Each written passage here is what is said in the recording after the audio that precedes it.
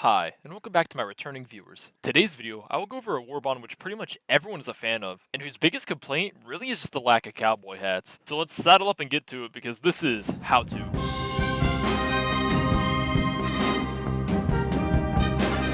Kicking us off, page 1 grants us access to the Deadeye, every Aura Farmer's wet dream, and the full Frontier Marshal set, which is probably one of the best armors in the game if I'm being honest. Plus, who doesn't love the chromed out Silverhand look? Page 2 gives us one of the best lethal sidearms in the form of the Talon, which is a kick-ass laser revolver-esque pistol, as well as the Lawmaker armor set, with the helmet of the set having a very big resemblance to the OG Iron Man armor, which I think is pretty cool. Page 3 keeps the content coming with it, most notably having the first proper vertical mobility option in the game, the sample extractor booster, and just straight up dynamite. Also, because I've forgotten to do this for like the past 3 Warbond videos, here's a better look at the armor sets.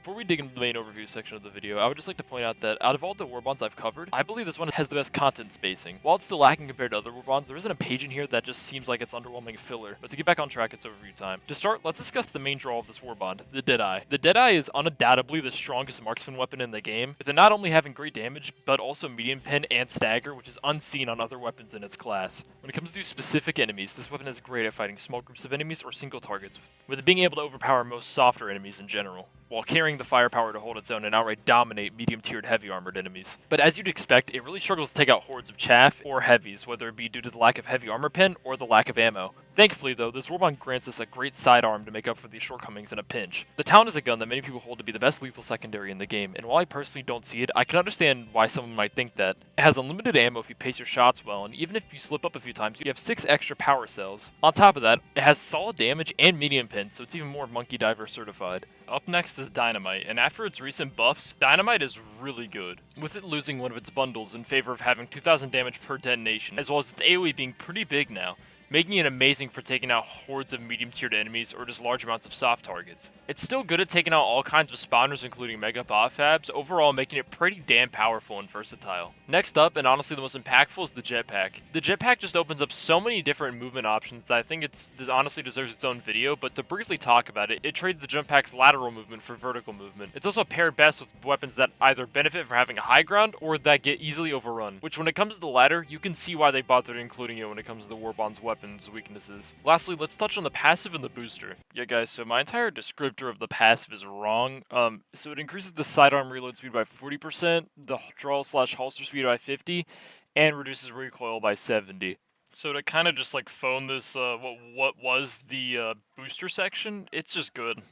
Use it with any secondary. It pairs well with basically any of them. The booster, on the other hand, is kind of ass, with it just giving you a chance at a common sample after killing a large enemy. No, I said a chance. It's not even confirmed. And if I'm just gambling for a common sample, I'd rather save my booster slot for literally anything else. But with the overview done, let's just finally discuss the factions. Starting with bugs, the weapons in here aren't that great for chaff, but they absolutely cook against medium-tiered enemies, and honestly, if you're going against Predator Strain, both weapons can hold their own pretty damn well, so long as you can hit your shots, that is. Even missing just a single bullet can allow them to close the gap and get to you, basically making you an easy target. This goes for both weapons, so I won't cover them individually, but just keep your distance and you should be fine. The Jetpack is probably the best item in this warbond for bugs, and honestly one of the best items for bugs in the game in general, as it allows you to be untouchable for most strains of bugs, and even ones that can get to you are easily dealt with due to your elevated position. Before moving to bots, I will say this booster works best on this front just due to how many large enemies spawn, but this will be your last time even hearing me speak on this dogshit booster, so enjoy its mention while it lasts. Overall, 4 out of 5.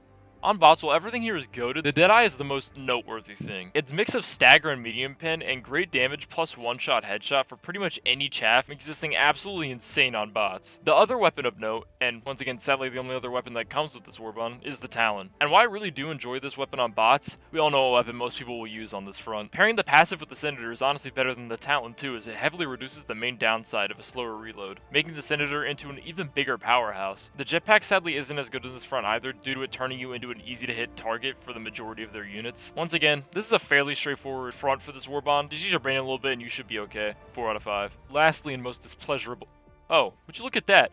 Yeah, so Squid's kind of got nerfed in all the good ways. I normally don't like enemy nerfs, but something had to be done with these guys to make them more fun to fight. And it was mainly due to these flying fucks, so I'm glad they finally got the hammer. To get back on track though, once again, both weapons do great. Grounded Overseers can actually be headshotted because their medium armor on their heads is just a non-factor against both weapons, as they both have medium pin. And against Elevated Overseers, it kicks even more ass due to their helmets being light armor now. As for enemies that this Warbond kind of struggles with, both flesh mobs and boatless hordes are extremely tedious to deal with and most of the time just overrun you. Although thankfully you do have the jetpack if you're running it to evade them, so it makes dealing with them slightly easier. Harvesters, as you probably expected, get destroyed by anyone who has even somewhat decent aim. Overall, this Warbond is great on Squid so long as you account for the weapon's weaknesses. The passive is also pretty good here too, as there's a lot of secondaries that are really viable on this front. And the dynamite as well, even though I didn't really touch on it, is still great for this front. Overall, the Warbond is pretty average on this front. It's not the worst thing ever, but I'd be hesitant to say it's above average. So overall, 3.5 out of 5.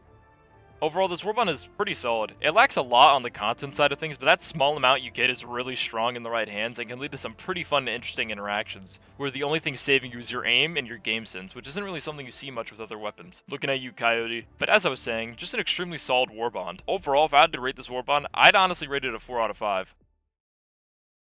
Hey guys, thanks for watching to the end of the video, and I hope you guys enjoyed it. Next week will either be a Deep Rock video, finally, or another Warbond, so stay tuned for that. Also, if this video was a bit rough, it's been like 2 weeks since I've done a proper upload, so I apologize. And any editing issues here will hopefully be fixed in the next one. Anyway, see y'all next time. Bye-bye.